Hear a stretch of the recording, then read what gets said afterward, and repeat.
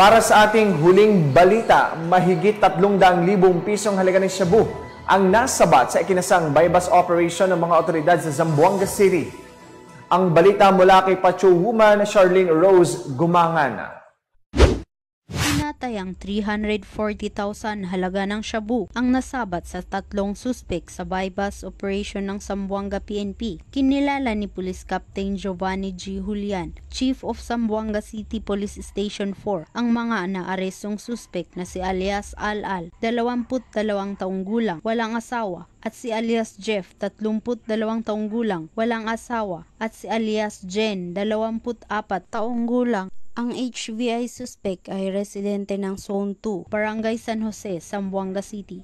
Ayon sa kanilang team leader, yung isa po nahuli natin parang ex-army po. Owl na army. Okay, sir. Yung pangalawa po, sir. Yung pangalawa, pangatlo, yung pang-alam ko ma'am, yung dalawa, yung ex-army, magkapatid pala sila dalawa. Yung isa, magkaibigan sila tatlo ma'am.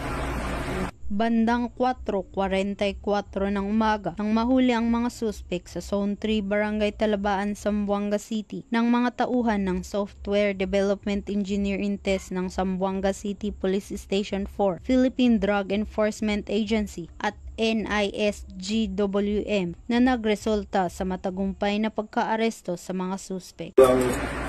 Yung namin ma'am, yung operation namin dahil sa tulong ng civilian informant namin. Dahil sa tulong ng civilian informant namin, naging successful ang operation namin. At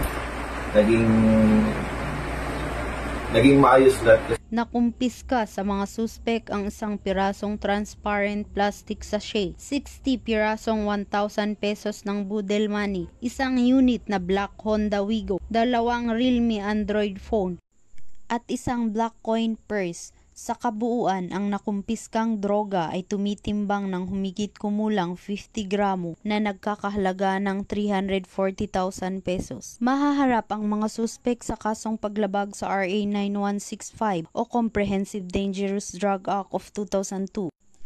Sa kasalukuyan ay nasa kustodiya at pangangalaga ng Zamboanga City Police Station 4 ang mga akusado para sa tamang disposisyon. Samantala, ang Pambansang Pulisya ng Pilipinas ay patuloy na maghahatid ng tama at mabilis na serbisyong publiko alinsunod sa economic agenda ng gobyerno na itaguyod ang kaayusan at kaligtasan ng publiko, kapayapaan at seguridad. Mula dito sa Zamboanga Peninsula, ako ang iyong PNN correspondent, Patrol Woman Charlene Rose Gumangan, alagad ng batas, tagataguyod ng balitang pulis. Maraming salamat, Patrol Woman Gumangan.